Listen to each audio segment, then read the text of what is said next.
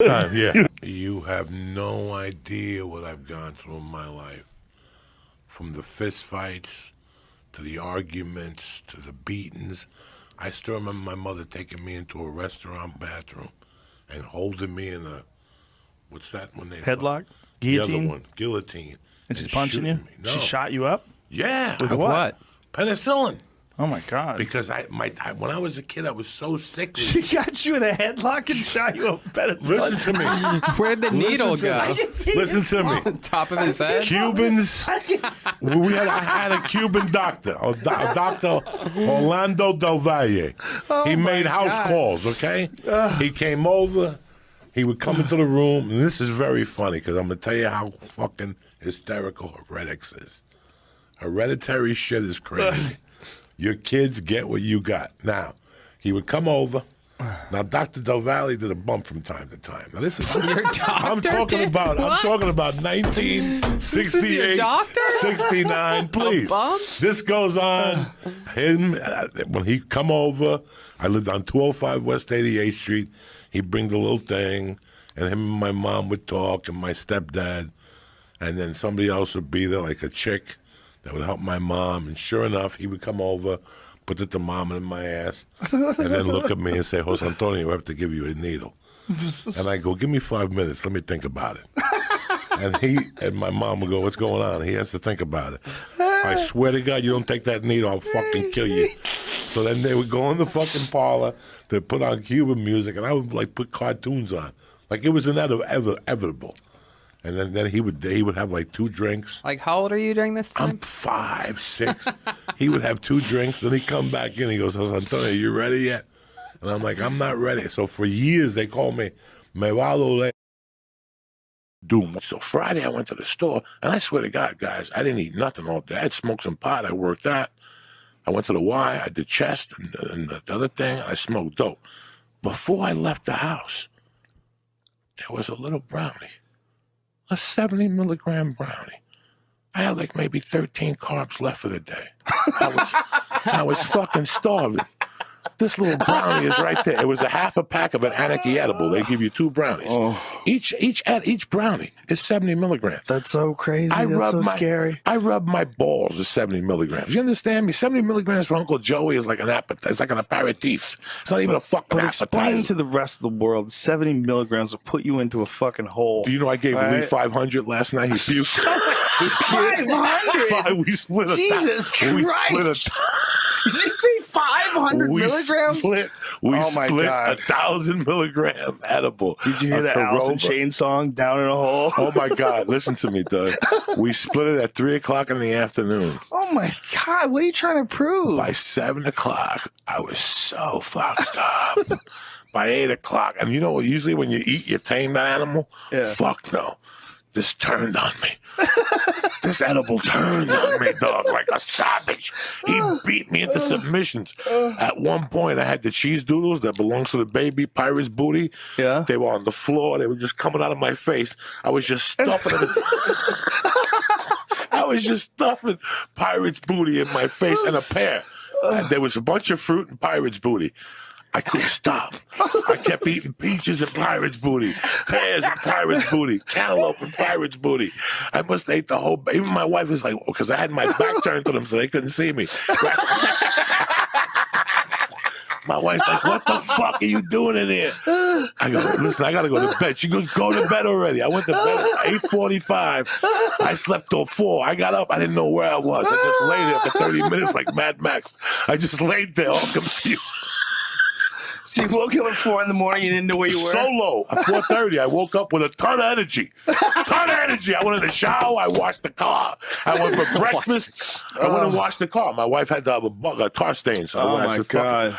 Oh, my God. I was fucked up. And I kept calling Lee and saying, Lee, if the cops call you, don't answer the phone. He goes, why are the cops on the call? I go, I don't know, but don't answer. But one of the worst things that ever happened to me was when I drowned at the YMCA that time. That's the title of your book. That's the title of your book. Oh, my God. As a fat guy, I was never more embarrassed in my fucking life, man. I've done some fucked up shit as a fat guy. And I don't, you get embarrassed about being fat. You can't fat shame me. But the time I almost drowned at the Wiley fucked me up. I didn't say nothing for like 2 months. I didn't say nothing. I just snorted coke and tried to hide it and shit. That was embarrassing, though. I was just starting to lose weight. Things were going great for me. I lost like 8 pounds. I was still snorting blow. I was doing big blow.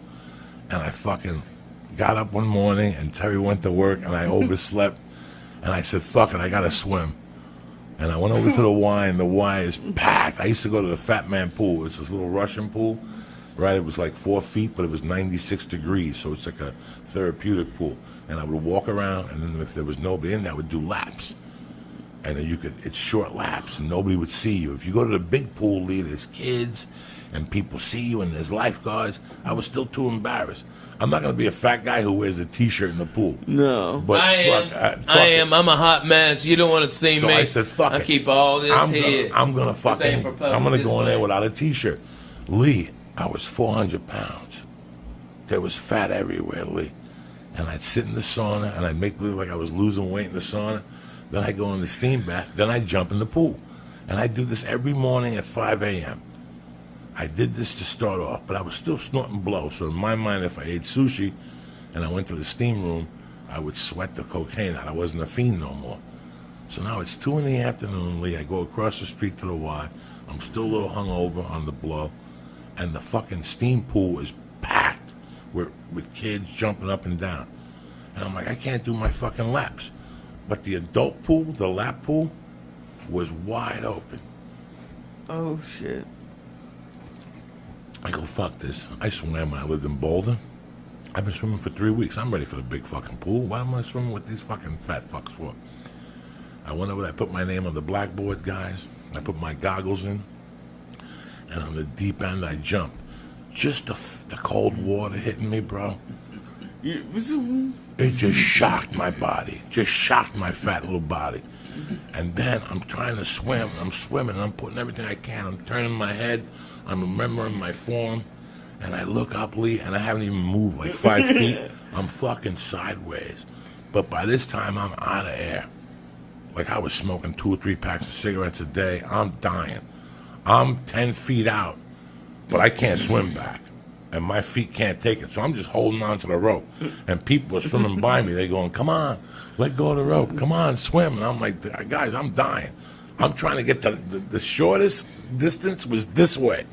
If I swam vertically to the fucking wall, I'd never make it. So I had to swim this way. So I pulled myself like Spider-Man throughout the ropes. And I get to the wall, and I'm huffing and puffing, guys. I mean, guys, I was fucked up. Seriously. That's when I realized this has to end. And I'm holding on to this, and I can't kick no more. And I'm out of oxygen, and I'm holding on. And I got my fucking chin on the thing, just holding me. And some kids are like, Mister, are you okay? And I'm like, no, I'm not okay. Help me. And they're like, come on, pull him out. And all these little kids get together, these little Mexican kids, and they're trying to pull me out, and they can't pull me out. They're like, 1, 2, 3, pull. And they're pulling. I'm like, and I'm turning purpley. I mean, Lee, I'm not breathing. I don't even know about breathing through my nose. I'm starting to panic. People are starting to circle and look around, and these little kids can't pull me out. They're like, fuck it, ring the buzzer. And they ring this buzzer. And it's going, rah, rah, rah. And all of a sudden this chick gets on the thing, and she turns this thing around, and they're actually going to make me, listen to this, they couldn't get me out. So they were going to fucking drop a hoist into the pool, and they wanted me to swim into it, and then they were going to pull me out like a fucking whale, like orca. And by this time, there's 50 people watching me. You have any idea, Lee, how embarrassing that is? I got tits, they're by my stomach. Lee, I'm purple, and they're like, swim to the middle. That must have sucked. Get to the middle, and go in, and we'll drop the hoist, and the hoist will pull you out, and then we'll bring you to the side. Lee, by that point, I'm so fucking embarrassed. And now, out of the corner of my eye, I see ambulance tech workers running in with a fucking mattress like I got shot in Vietnam. And something made me put my fat little foot over. I just went, and my fat foot got over, dog. Oh my God, that thigh must have weighed 1,000 pounds. And I fucking pulled myself up and I rolled down like Orca. I just rolled down to the pool. I got up and I got up right in time. As I went through the fucking door, the 3 ambulance workers were running in. They're like, where is he? Like, that's him. And I just walked right past him, dog. Because rule number 1, don't stop and don't sign nothing. You don't need to get checked out. Mind your business. You're fine. You know, as long as you get to your car.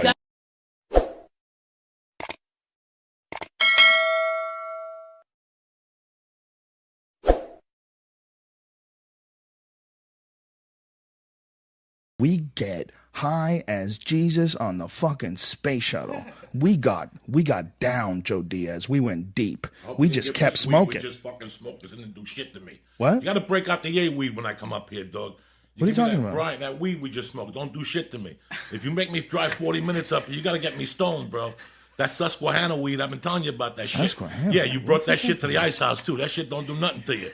You're so crazy. It's true. You need to go to a doctor. What the fuck, dog? You got to bring some strong fucking weed, guy. What are you talking about? That shit don't do strong. nothing to you, dog. You got to bust out some good weed, dog.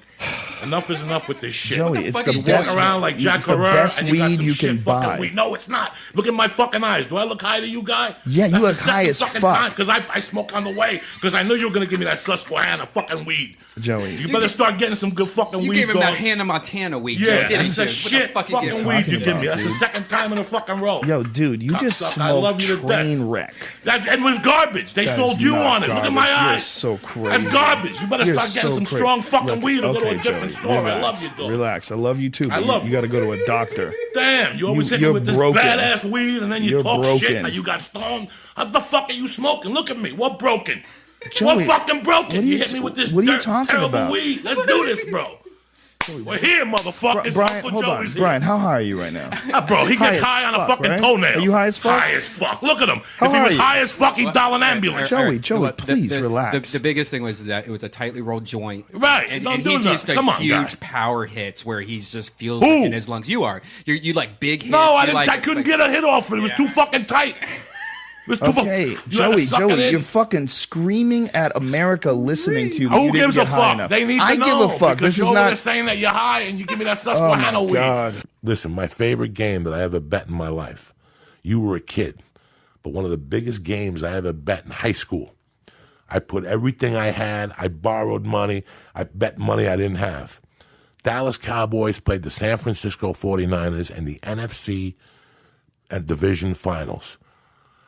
The 49ers were 16-1. I know that there's a lot of people that are football people out there, and you're like, Joey, you're wrong. Maybe they lost one game. Who did San Francisco lose to when Snowy Joey was throwing every year? New Orleans would always beat the fuck out of them at home or away.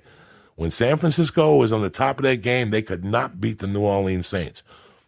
The New Orleans Saints beat them. They go into the NFC playoff with the Cowboys. Guess what? I'm at a fucking bar doing blow. I'm 18 years old, and it dawned on me at this bar. I go, wait a second.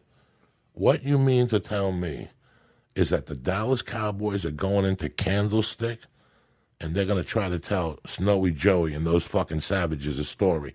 That's when they had Dwight, the nickel. Snowy Joey. That's when they had that nickel fucking defense with Ron Lott, who his finger was broken.